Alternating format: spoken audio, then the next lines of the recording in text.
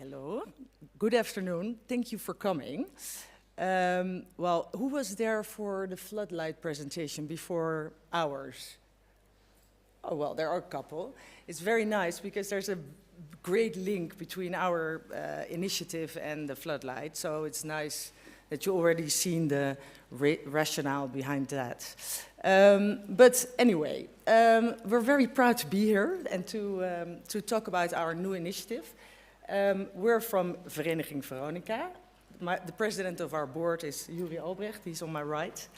And the other partner in the initiative is Scenery, a production company, and Isidoor is one of the founders, and he's also joining.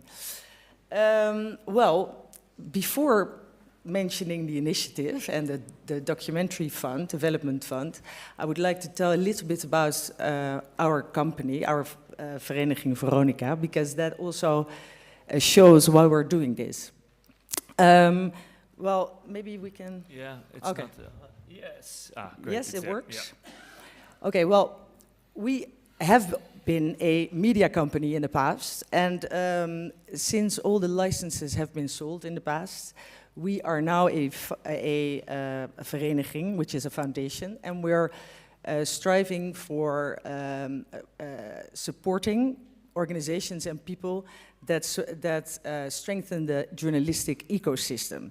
Well, in this way, we are looking at funding companies that are content companies, like investigative journalism, and also media tech companies, for example, who strengthen the ecosystem on the other side.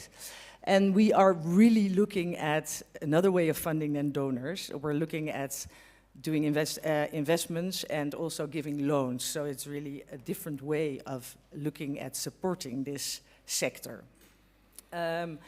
Because we think it's really important that these companies evolve a little bit more towards revenue stream creation. And we think by funding them in this way, we can stimulate that more. Well, thinking about these... yeah, thinking about these ways of creating revenue streams, one of them, of course, is documentaries or other platforms to tell your story, podcasts. So in our portfolio, we also invest in podcast companies, and then we came up, and probably kind of at the same moment as Floodlight did, with the thought, okay, how can we help content-heavy companies towards more documentaries, and how can we help them in which phase is more important to help them with? So, and then it became clear that the first phase of, translating the investigative journalistic story into a, idea for a documentary, to making a sales trailer, that this is really an obstacle that's difficult to overcome because of lack of knowledge, but also because of lack of money. And then we came up with a new idea, and that is SV Docs, where we want to invest in good investigative stories, and we want to help them to create a sales trailer with funding from our side. But of course, we don't know a lot about documentaries. Well, we do know a lot about documentaries, but we don't have an organization to facilitate this all. So we did a market scan, and we tried to find a production company that could help us in doing this. And we found Scenery and Isidoor and his colleagues. And it was a very good fit. And we have founded this initiative. Yes. Shall I take it over? Okay, yeah. Thank you. Very nice to meet you all. Again, I'm Isidoor, the founder of Scenery. And we are a production company based in Amsterdam with around 20 people. And obviously we produce for the Dutch market, but that's only 30%. And I think 70% of the stories that we produce are for a global audience. So one example is the Human Playground series that got sold to 193 countries. And we work with Netflix, Chinese Youku, BBC, ZDF. We are very proud to say that we have a very strong knowledge there. And yeah, we're always on the look for great stories, and I think it's also important also for the stories that we look for that don't need to be Western stories or English-spoken stories. It's just relevant stories that resonate, even if you look at the Oscar-winning documentaries of the past year. It's often stories from around the globe. So beyond the funding possibility, we were also very happy to speak with Veronica, because also the new ideas that can come to us. But I think yeah, Scenery and Veronica together makes SV Docs. And what is SV Docs? A groundbreaking initiative that invests in the development of journalistic documentary ideas. And I think the word development here is very important, because often a story, to sell it, a documentary or a investigative journalistic documentary, it becomes good by very good research and time to develop it into a story, and to find that funding when you only have a short idea on paper is often very difficult.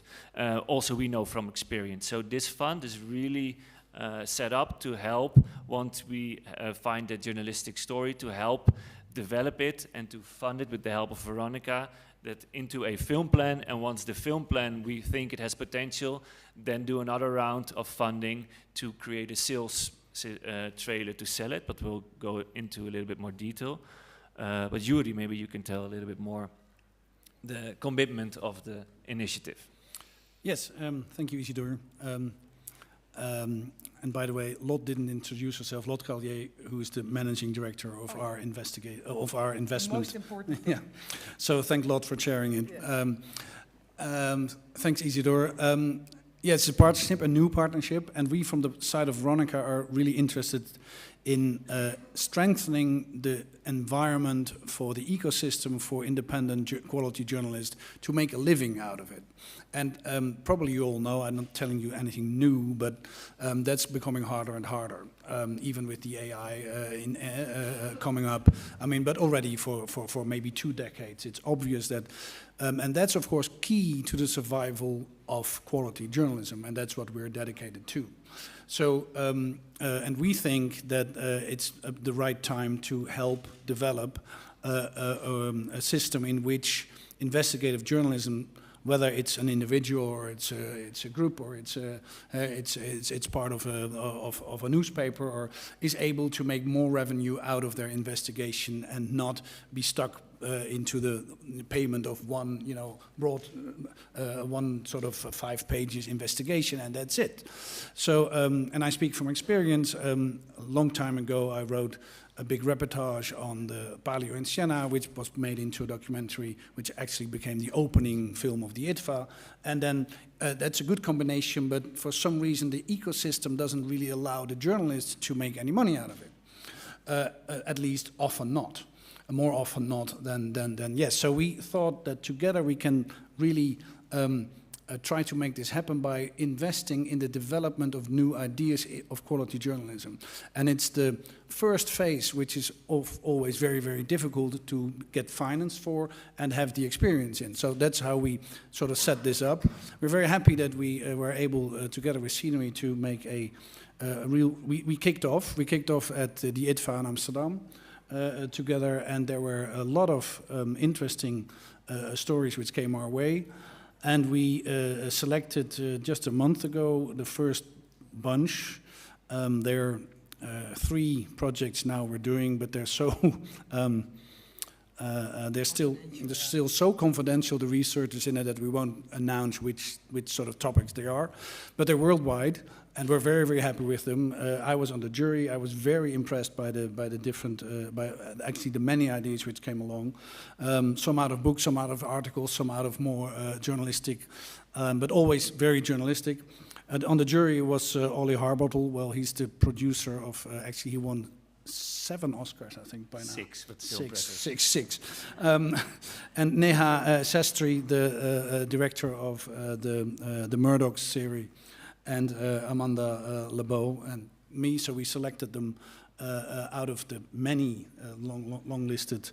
And I was very impressed by the different stories. And I think all those stories really need a big audience, and that's the other aspect of it. Yeah. It's for journalists, but it's also because there are so many important stories which need to be heard worldwide. And it turns out, of course, luckily, that the impact good documentaries can make worldwide for an issue which need to be heard is growing. So that's one of the reasons why we're in this. Isidoor. Yeah, so what do we look for? Because also, I think it's clear, but if not, that Scenery, our production company, we will also really help strategize, so beyond the development funding, to make sure this film get also funding to realize it and make sure as much people see it as possible. So we created some criteria to look at what stories we believe in that have that potential to travel.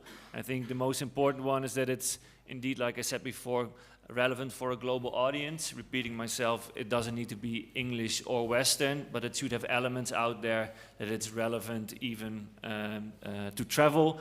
And one very important thing is also number 4, that there's unique access to archive, characters or locations, because even whatever documentary, we always get this question if we're at Netflix or BBC or whoever, they say, okay, what's the difference? Why should you tell the story? For example, if you make something about Zelensky, yeah, it's nice if you make it just based on archive which is out there, but if he wants to speak to you, if you have a certain angle or a scoop, I think that's what makes it so much stronger, and that will help us get more funding.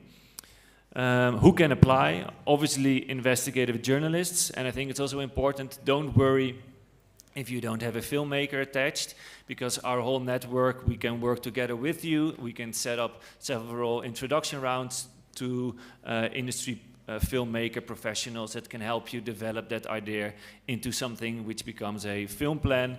It's also open to experienced filmmakers, but it's really focused on investigative journalistic stories. So there always needs to be a journalist involved. How does it work? Yeah, so twice a year we do a selection round. As Yoeri said, we just completed our first selection round of projects that came in, and we have 3 selected winners, again, as Yoeri said.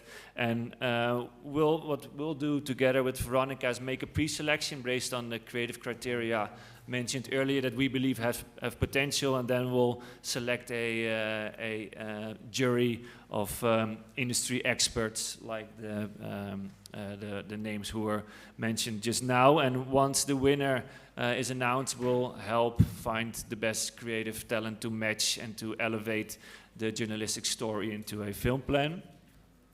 What does an investment look like? I think it's important that we have 2 phases. So phase 1 is we prefer to have the idea presented as early as possible. 2 out of 3 projects have not been translated into a journalistic article yet, because we believe the strength, the earlier we can come on board, the stronger and the more potential it has. Obviously, we are very well aware that these stories are very confidential. All the jury members sign NDAs, but I think the earlier we can become attached, the stronger again. And for that first phase, we have around up to 10,000 euros. So that's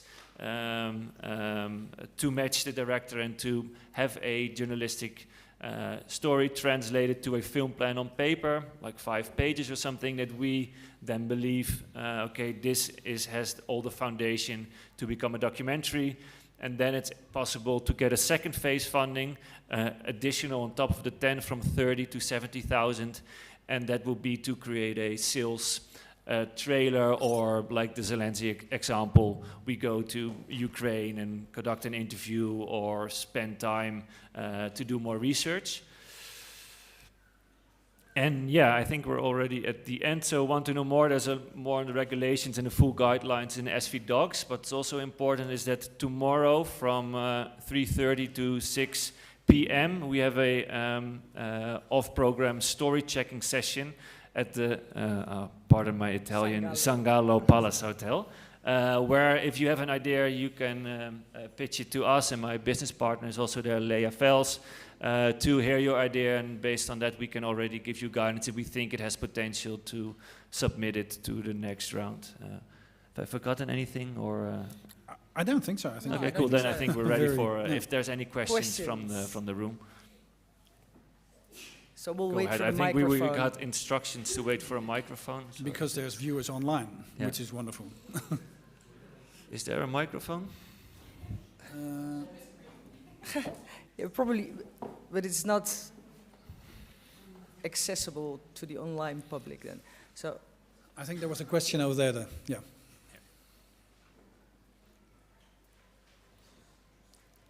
No, yes, but the lady behind you was, but wonderful. I think it doesn't matter. Yeah. You go Please first. go ahead, sorry. Yeah. Yeah. Thank you so much. I wanted to ask you if you're working with the stories that are already pre-developed. So, for instance, there is a film trailer and it's still in processing of the filmmaking. And my story quite fits the criteria. It's connected to Russia and all of the kind of authoritarian shit that's going on there.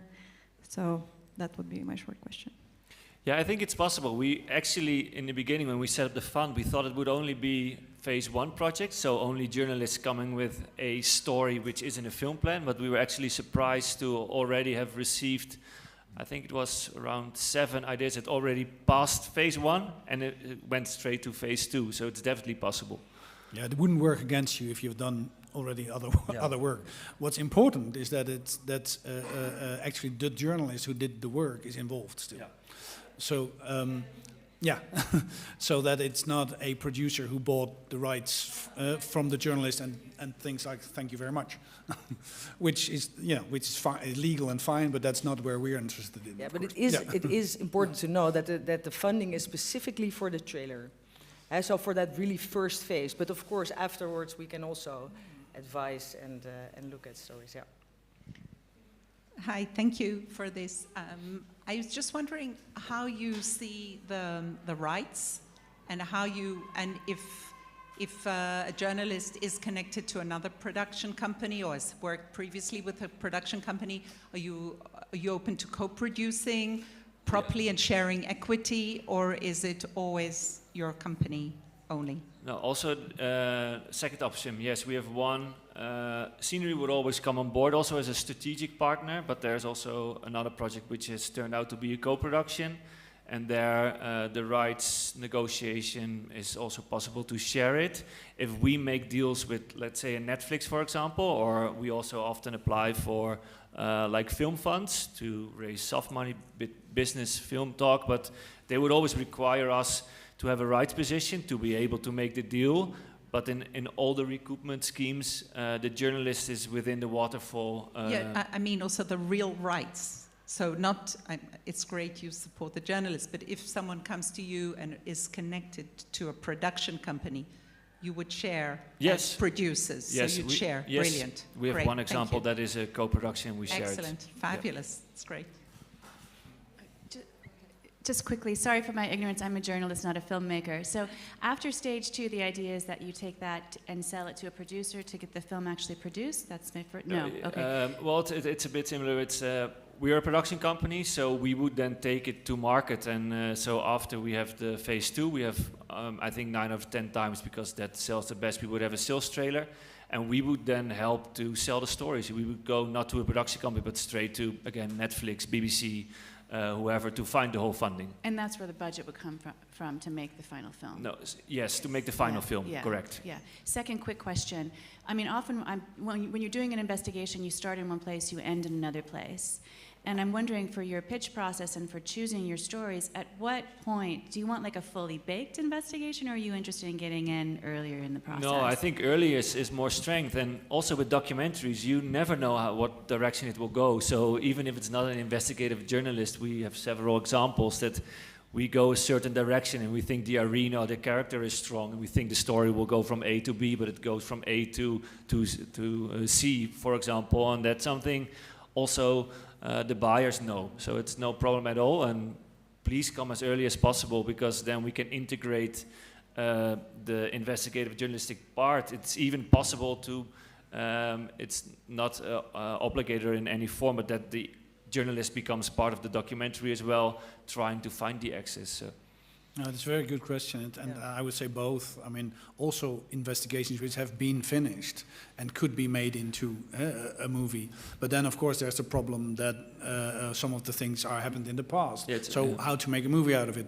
But that's, of course, our job to see whether that's possible. But both ends. So yes, things which are still under investigation, and things which might be finished and repeatable or could be made into, amplified into a worldwide audience.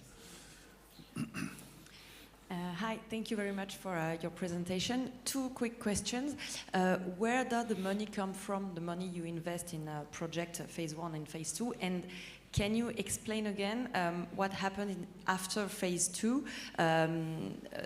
Which means, do you help to sell to Netflix, BBC or whatever, or your work stops after second phase? I Thanks. can answer your second question. Second question is, yes, once it's ready, we will do everything we can to make sure the full funding gets in place. And that's also why we're already think of the final podium, so to say, platform from the beginning of development. So once we start developing, Leah and I, my business partner, we will already think of, this fits within Netflix, or it's more small independent, we should do a festival route and an impact campaign. So we'll know from the beginning, but once the sales trailer is finished, yes, we will do the whole strategy and we'll put forward our whole network to then sell the film and acquire the full funding. And the funding comes from us, from Vereniging Veronica, which I told about in the beginning. And we decided to invest in total $1 million in these initiatives over a couple of years. And because we invest, that's the whole point. We hope that a couple of successes will bring in returns, just like with the story of Floodlight, and then that we will become revolving, and we can do this endlessly. But of course, we have to see that. Originally, well, Vereniging Veronica is a media company which invests in quality media on a revolving fund basis. So we're not going for profit. We're not profit driven, but we think that the fund should be still there in times to come to keep investing into quality media.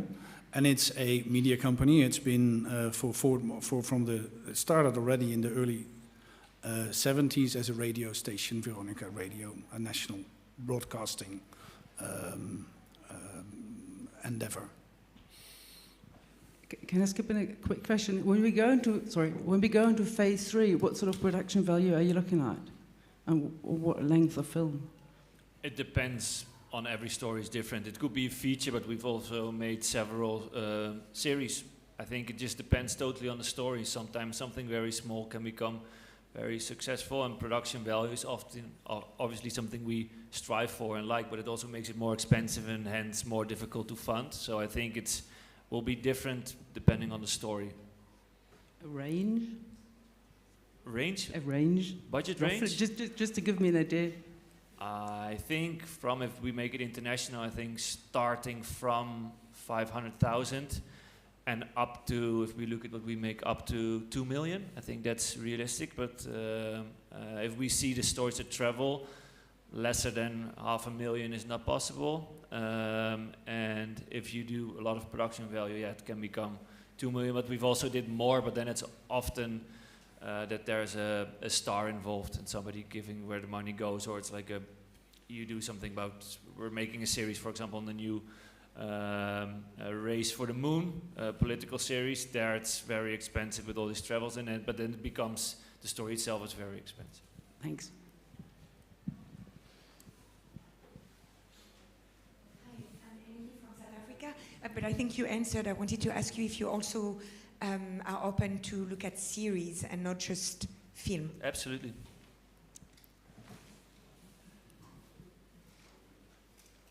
One minute, I think this is the last question I'll ask. Thank you. Do you also have some options for an internship? I'm a student. I would say so. Yes, if you send the email to the email address which is there, then we'll have a look. It's a good one. Well, thanks for all your questions. Thank you very much. And we hope to see some of you tomorrow in Sangalo. Thanks. Ja, de kop is er. Ja.